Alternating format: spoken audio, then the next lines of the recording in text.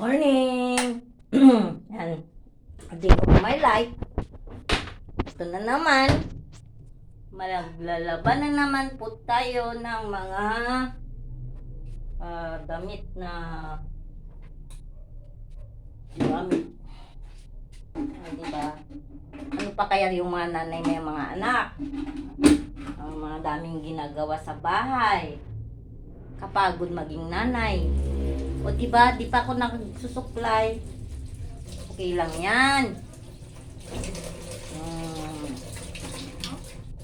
Di mo ba sinusuklayan yung buhok mo bago gising ako eh. Ayan, nagkape muna ako. Tapos, kahapon naglaba ako ng mga bedsheet. Mga punda.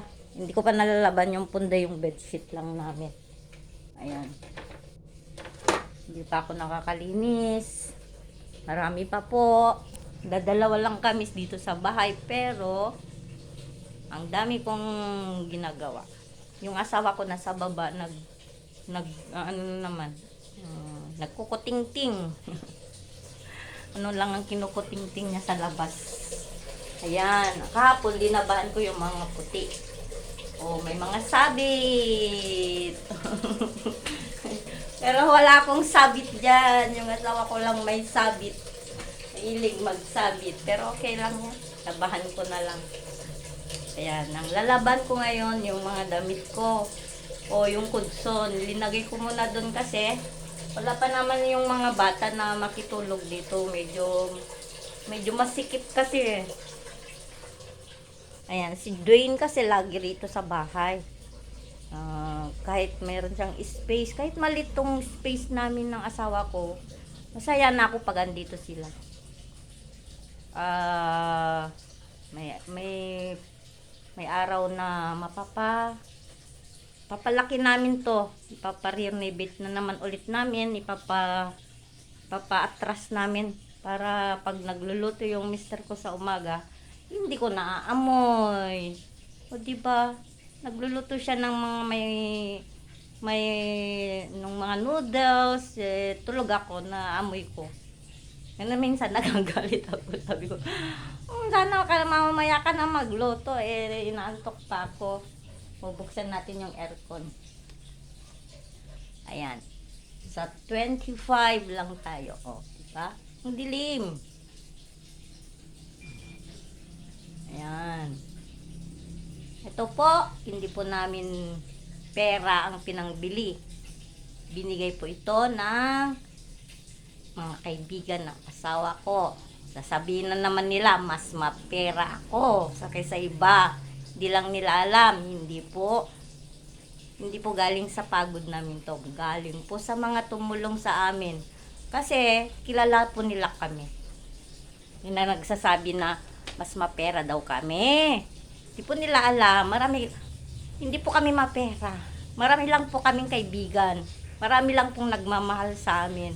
Kasi po, mabait asawa ko, mga anak ko.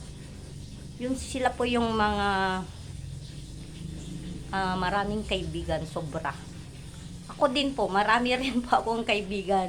Ayan, kaibigan ko po lahat sila. Kaya lang minsan, di tayo nagkakaintindihan. Kaya parang iba yung dinig nila sa o di ba? Hindi po ako mapera. Wala po akong pera. Meron po ako nito pero hindi po galing sa bulsa namin. Galing po ito sa mga taong mapagmahal, tumulong sa amin nung nasunugan kami. Sobra-sobra pa akong nagpapasalamat sa mga tumulong po sa amin noon.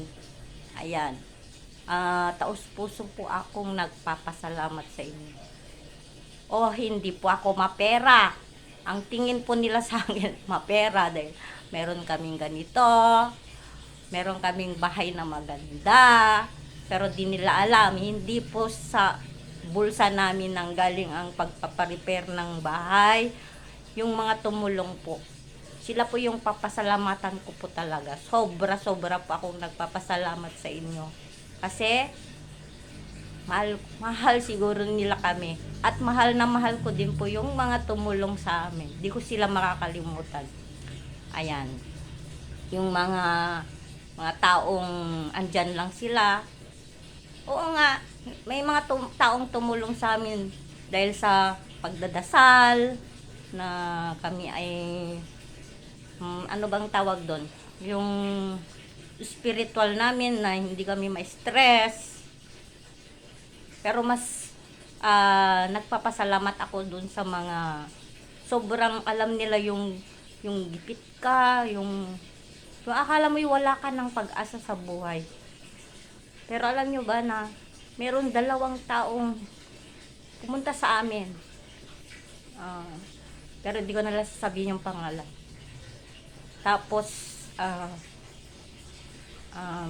dinasalan kami.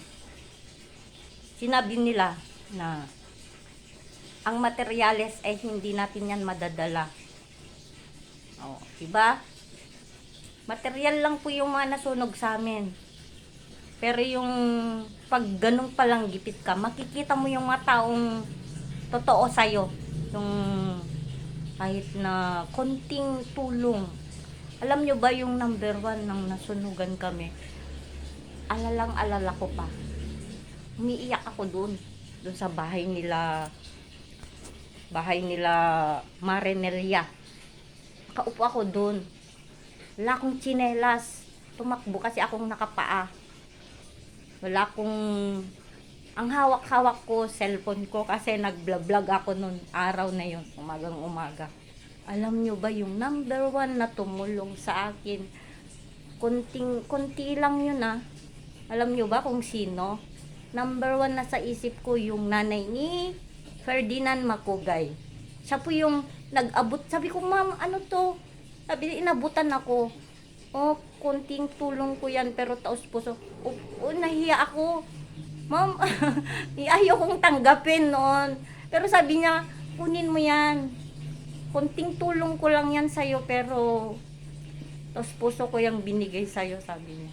Kaya, number 1 si nanay ni Ferdinand Macugay yung nagbigay sa akin ng tulong. Konting halaga yun pero tumatak sa isip ko. Oo. Nasusunog pa yung bahay namin nun. Nung binigyan niya ako, hinila kasi ako nila ng mga friends ko dun sa bahay nila Nelia para hindi ko siguro makita na natutupok na yung bahay namin. Pero nagpapasalamat din pa ako sa mga friends ko. Yung lalong-lalo na yung mga Alindog girls. Number 1 yung si Gemma. Ang naalala ko nandun, si Gemma, si Belinda. Si Belinda nandun ba? Hindi ko naalala. Si Annette, si Nelia, na nabulabog yung mga friends ko. Kaya sabi ko, kahit na minsan kami hindi nagkakaintindihan, friends ko pa rin sila. O diba?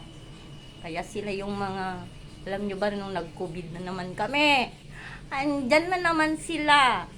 Tulong ng tulong, alam nyo ba na pare-pareho lang kaming walang-wala. Pero alam nyo ba, mas magandang tumulong ng mga walang-wala kaysa may meron. Diba? Okay? Yan lang ang vlog ko ngayong umaga. Tuloy-tuloy natin ang pag-vlog. Kung sino man yung mga nagbabash sa akin, okay, pagdasal ko kayo na totoo yung mga sinasabi nyo. Okay, bye-bye. Good morning.